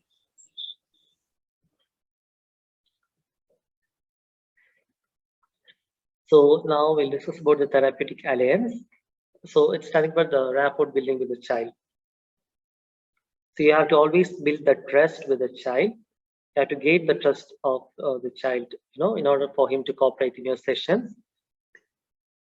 And you have to ensure the physical safety.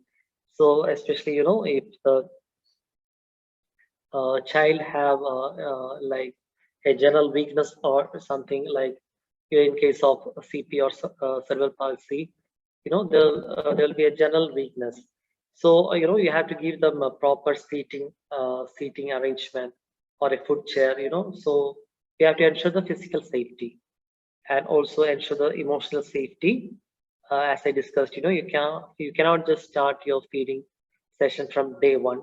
First, you have to build a rapport. Then you have to slowly introduce your intervention. Then also you can be a co-regulator. So it's mainly during the initial stage of your feeding sessions. So you can have your parent sit with you, and you can guide the parent what to do and how to feed the child. Let the parent feed the child. So you can just advise them what to do, so that the child will be more comfortable and he will cooperate with you. Yes, no.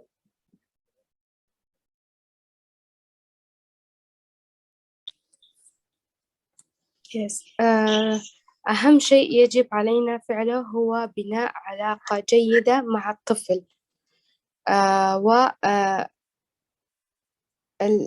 والانتباه إلى سلامة الأطفال. مثلا الأطفال الذين يعانون من الشلل يجب الانتباه إلى سلامة الطفل والمقعد المناسب له، والسلامة العاطفية للطفل، بحيث إنه في الجلسة الأولى مثلا حتى يتقبل الطفل نجعل الوالدين هم من يقومون بإطعام الطفل بإرشادات وتوجيهات المعالج.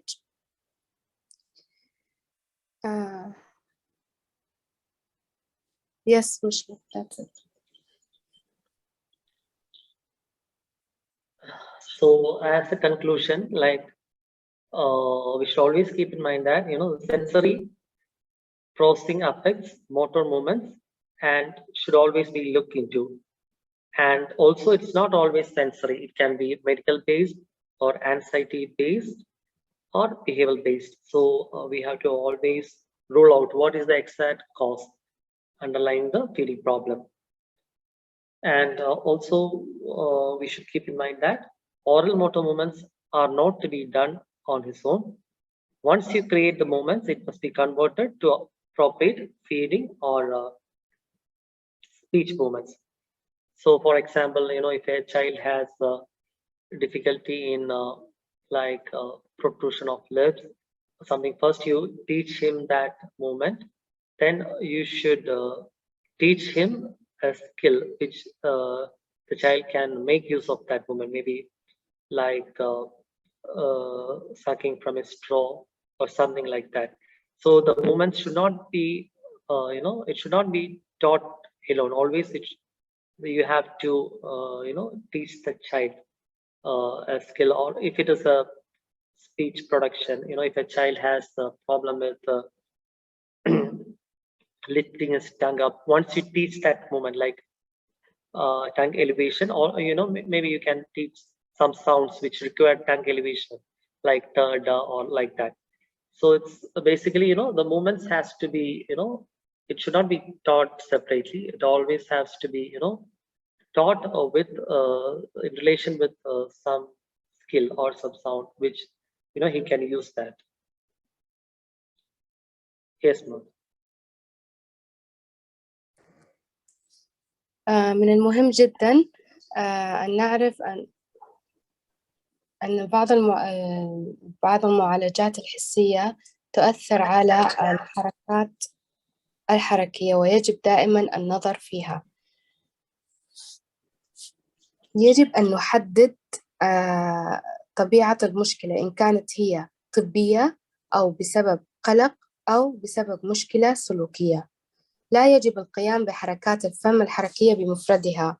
بمجرد إنشاء الحركات للتغذية يجب تحويلها إلى حركات تغذوية وحركات لإنتاج الكلام. Yes.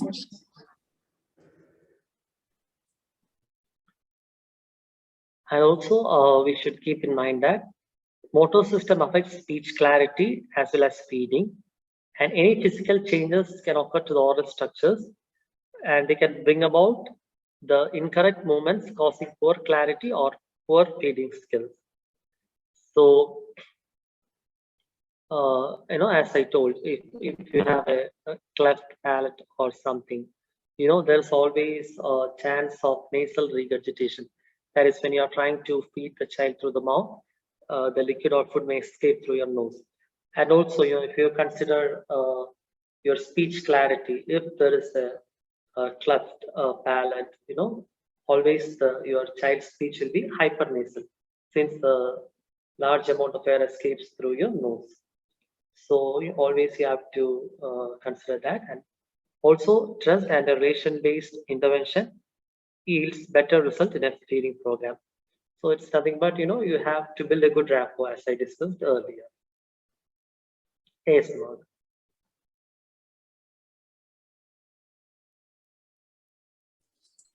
يؤثر النظام الحركي على وضوح الكلام والتغذية. يمكن أن تظهر التغييرات الجسدية في الوظائف الفموية. تؤدي التغييرات الوظيفية إلى حركات غير صحيحة تؤدي إلى ضعف الوضوح أو ضعف مهارات التغذية. مثلا بالنسبة للأطفال الذين يعانون من شق في الحنك، قد يعانون من مشاكل في التغذية وكذلك مشاكل في إنتاج ووضوح الكلام. الأطفال الذين يعانون من شق في الحنك يقومون بإصدار أصوات عن طريق الأنف أكثر، يعني يقوم الهواء بالخروج من الأنف أكثر من الفم، لذا مما يؤثر في وضوح الكلام. التدخل والثقة القائم على العلاقات يؤدي إلى نتائج أفضل في برنامج التغذية، ويقصد بهذا أن إنشاء العلاقة الجيدة مع الطفل يؤدي إلى نتائج أفضل في برنامج التغذية إن شاء الله. Yes, ويشلي. So, like as a conclusion or summary, so see, always I have explained, like your feeding disorder can be a sensory-based one, or anxiety-based one, or behavior-based one. So, depending upon each condition, you have to tailor your intervention program. So, if it is a sensory deficit, then you have to implement the proper appropriate sensory activities to normalize the sensory system. And if it is not a sensory deficit, then no sensory intervention is required. And also, if it is a feeding deficit, you have to implement appropriate feeding activities to improve the feeding skills and as prerequisite to standard speech movements.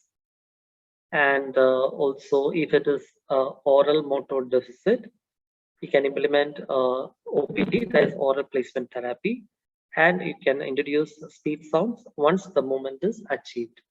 And if not, there is no OPTs needed. So if it is not because of these three conditions, it can be a behavioral based or anxiety based feeding disorder, which I have already mentioned the previous slide. So with this, I have come to the conclusion of this presentation. So if participants, if you have any queries, you can clarify it. Topic is open for discussion now.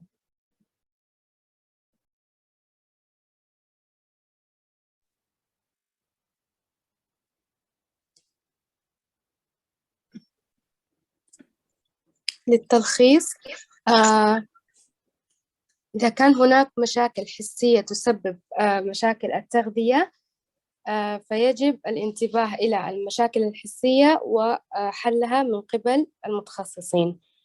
أما إذا كانت المشكلة مشكلة تغذية، يجب أن ندخل في الخطة العلاجية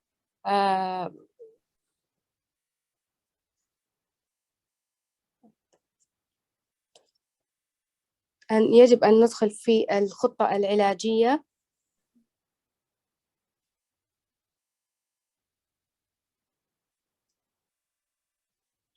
لحظة بس ما واضحة عندي، آسفة.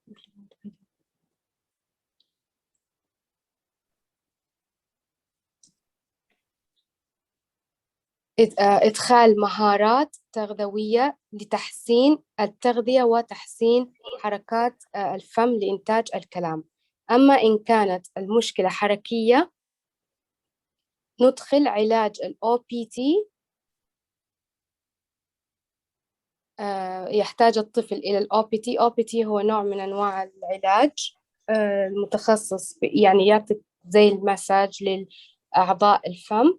أما إن لم تكن هناك مشاكل في الثلاث فهي مشكلة سلوكية قد تكون ناتجة عن القلق. في نهاية المحاضرة يوجد هناك استبيان على الشات. نتمنى منكم أن تقوم بحل الاستبيان، وإذا كان هناك أي أسئلة تفضلوا.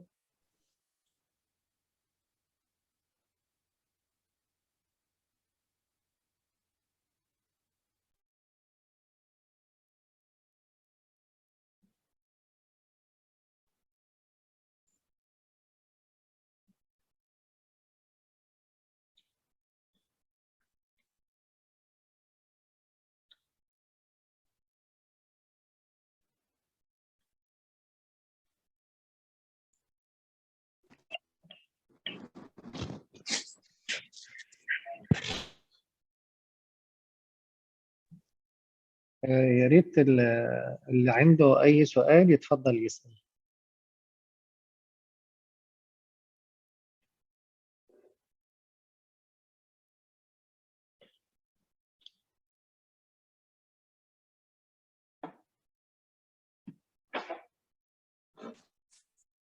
مرحبا، أنا مايتلي.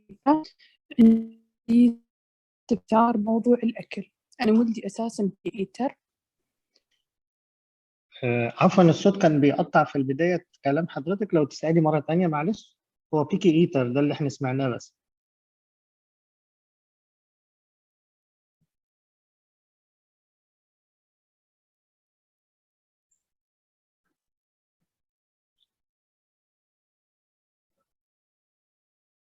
Participants, do you have any queries?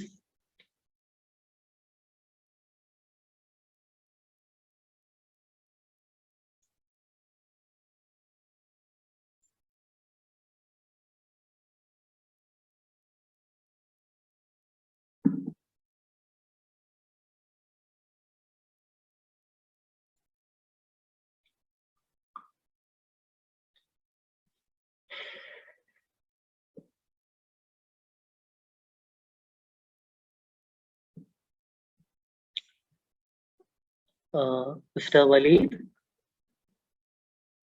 Yes, Mr. Wesley. Yeah, so it seems like they don't have any questions. So can I conclude, or like you want to add on something? It seems that there was one mom is asking and she's disconnected, and I just admit her again. Okay, sure. Yeah, no problem. No wait issues. We for wait a here. couple of minutes. اللي Yeah, عنده sure. سؤال الأخت ميثا زايد أعتقد عندك سؤال؟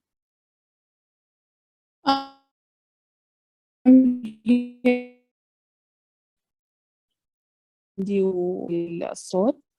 الكونكشن شوية بايظ، يعني عندك في البداية يكون بايظ بعد كده يظبط. اتفضلي.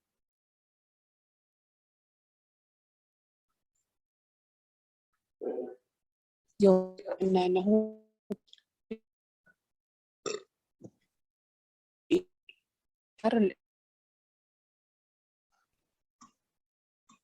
ما تسمعني ولا يقطع؟ نسمعك، تفضلي.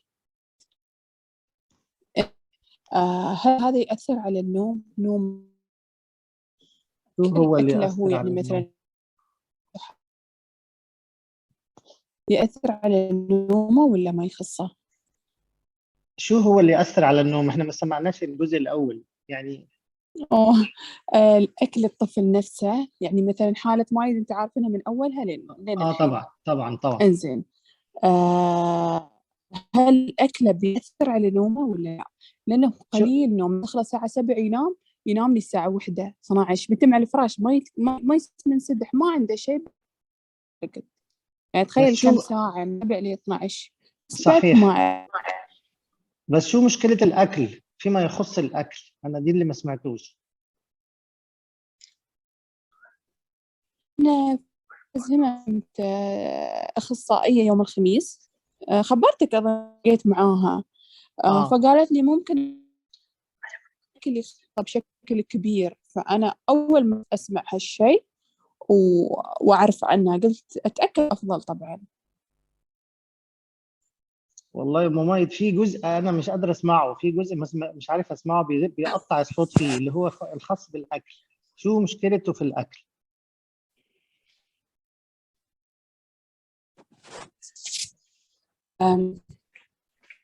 الحين واضح ولا بعده؟ بعده يقطع الصوت ولا لا؟ الحين كويس. الحين كويس. إنزين، مايد هو بيكي إيتر، في أكلات معينة هو يأكلها. مثلا ما يأكل الخضار، ما يأكل الفواكه. من الخضار بس يأكل البطاط بس، شيء ثاني ما يأكل. أشياء الماش بوتيتو، أشياء المهروسة، أشياء الستكيب ما يحبها، لو كلها بيرجعها كرمته. إنزين، فيوم أنا تكلمت مع الأخصائية يوم الخميس يوم جت الروضة، قالت لي والله أكله ممكن يأثر عليه بشكل كبير. ليش ما ينام؟ إنه بسبب أكله ممكن. فهالمعلومة أنا أول مرة أسمعها صراحة. يعني هو صحيح بشكل جزئي، يعني كلام الأخصائية صحيح بشكل جزئي. لو افترضنا إنه الأكل اللي هو يتناوله مايد يكون مثلا محدود زي ما تفضلت، يكون هو عامل له مشاكل مثلا في الهضم او مشاكل مغص او يعني من هذا القبيل. هاي لا للحين لا ما في شيء. غير كده الاكل ملوش اي علاقه بالنوم الا اذا كان جوعان مثلا. يعني الطفل لما بيكون جعان ما بيقدرش ياكل، هو ده الشيء اللي ممكن ياثر عليه بخصوص النوم. وغير كده ما فيش اي حاجه معلومه. يعني تقريبا مستبعد يعني.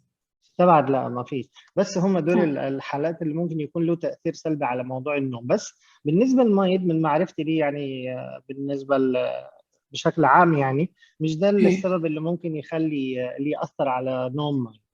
يعني المريض عنده شوية حركة زي ما أنت عارفة، وشوية مزاجية وشوية سلوكيات. يعني هم دول الأسباب الأساسية للموضوع، عدم التزامه بوقت نومه اليومي. ابدا بالمره، يعني نومه وايد. انا بالنسبه للباقي اللي بعمره نومه وايد قليل اشوفه. بس طبعا لما نقارن بالبدايه، النهارده احنا في مكان الحمد لله طبعا نحن مو النقله اللي قفزه كبيره يعني صراحه. الحمد لله، وان شاء الله حيكون الاحسن يعني باذن الله. انت ما شفت شو سوى فينا من امس؟ كان مرقد في المستشفى بعيد الشر عنكم، كان في لاقط فيروس وتعبان. اليوم طلعوا. الله يسلمكم يا رب من كل شر. شو سوى فيهم؟ يقعد يصيح على الدم ويصيح على ما ادري شو، يصيح على كل شيء. الله يحفظه يا رب. ان شاء الله دي كلها تكون ذكريات باذن الله يفتكروها قدام ان شاء الله. دكتور وليد، نبغى محاضره ثانيه عن موضوع النوم، ان نومهم هالاطفال ليش قليل، شو الاسباب ممكن تكون، كيف نقدر نسيطر على موضوع نومهم، نحدد وقتهم، ان ينامون بوقتهم اللي المفروض ينامون فينا لان احنا تعبنا. لا حاضر تحت امرك ام ميد. حاضر، احنا خلاص يعني استرجعنا البرنامج، ان شاء الله حيكون بشكل شهري منتظم. يعني الموضوع اللي قاعد عنه بصراحه انا تعبت. ان شاء الله ولا يهمك، تأمري ام ميد. الله يحفظك. ان شاء الله، يعطيك العافيه وما قصرت. عاد معناه انا دخلت متاخر بس يلا الحمد لله لحقت عليك. مسجله ان شاء الله وحننزلها على اليوتيوب باذن الله. ان شاء الله. يعطيكم العافيه ما قصرت. شرفتونا. في اي سؤال عند اي حد يا جماعه؟ اللي عنده سؤال يتفضل، لانه طولنا الحين، كملنا ساعتين ما شاء الله. It seems there is no more questions, Wishli, so we need to. Can I conclude? Yes, please. Okay, so first of all, I would like to thank all the participants for their valuable time, and also I would like to thank Ms. Mawada for translating my slides, and thanks to Mr. Walid and Mr. Hani for your support. So, and also, last but not least, I would like to thank the Marbella MSRC management for giving me this opportunity to do this presentation. So Thanks everyone, and have a nice weekend. Thank you so much, Wishli, for this informative presentation. It was so nice to have you today. And thank you, Mawadda, for the great translation. Thank you for everyone attend this lecture, and we hope you will continue attending our CPD program, inshallah, regularly and monthly basis. And we always welcome you all. Thank you so much. Thank you. Thank you. Thank you, Mr. Walid. Thank you. Assalamu alaikum.